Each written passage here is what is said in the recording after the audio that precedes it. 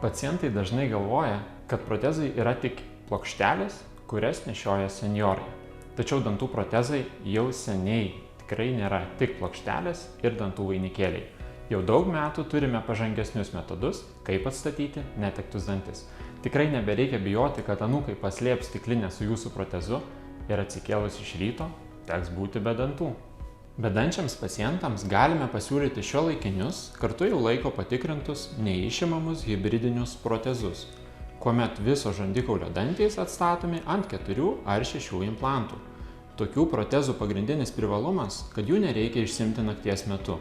Jų valymas ir priežiūra nedaug skiriasi nuo įprastų dantų, o kramtymo efektyvumas siekia 100% nuo savų dantų kramtymo efektyvumo. Todėl drąsiai galėsite valgyti visą maistą. Na, o išimamų protezų kramtymo efektyvumas tai yra 25% ir dalies maisto sukramtyti tiesiog nepavyks.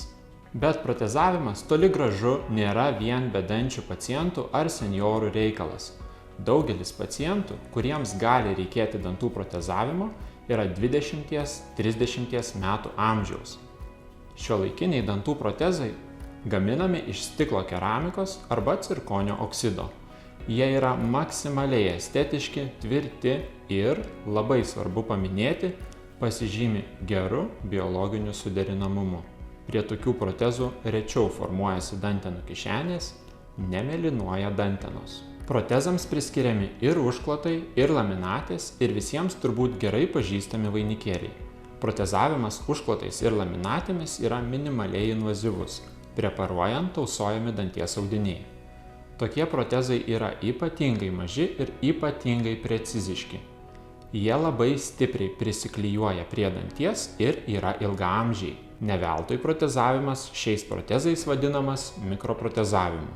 O kad maksimaliai gerai matytų visas smulkias detalės, gydytojai dažnai naudoja iki 10 kartų vaizdą didinančius akinius ar net mikroskopą. Protezavimas rekomenduojamas pirmiausia tiems dantims, kurie yra negyvi, kuriems buvo atliktas endodontinis gydymas arba, paprastai tariant, ištrauktas nervas. Tokie dantys yra keletą kartų trapesni, jie dažniau lūžta ar skyla ir tuomet tenka dantį šalinti. Kad taip nenutiktų, dantis protezuojame. Taip prailginamas jūsų nuosavo danties tarnavimo laikas.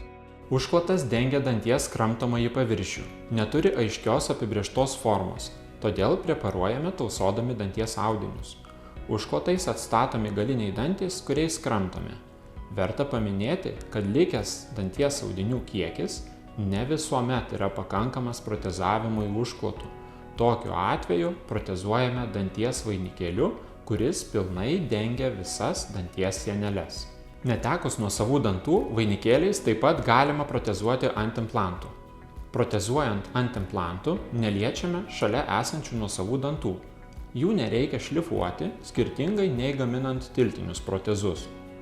Ilgalaikė implantų prognozė yra geresnė nei ant dantų pagamintų tiltinių protezų, nes kramtymo metu nesukuriamas okliuzinis perkryvis atraminiams dantims.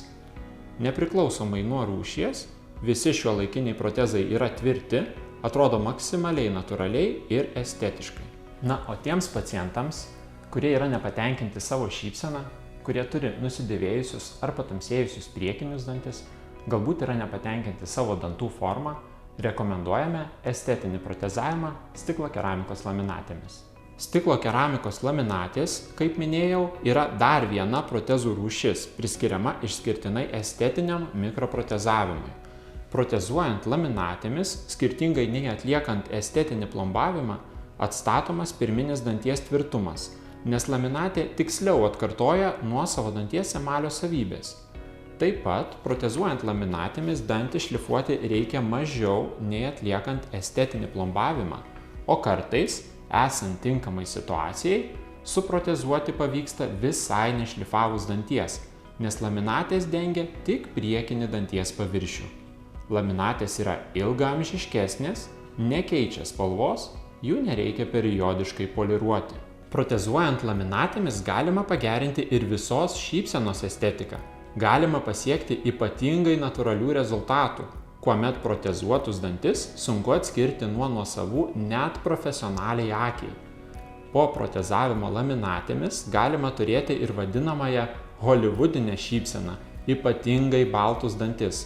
Galbūt jūs jau seniai apie tai svajojate? Verta paminėti, kad dantų protezų estetika, natūralumas ir tikslumas, o kartu ir jūsų vizitų skaičius labai priklauso nuo dantų technikų laboratorijos, kuri gamina šiuos protezus. Todėl dirbu tik su pačiomis geriausiomis dantų technikų laboratorijomis, kurios savo darbui taiko tokius pačius aukštus standartus kaip ir aš. Jeigu galvojate, kad jums gali reikėti dantų protezavimo, kviečiu užsukti konsultacijai.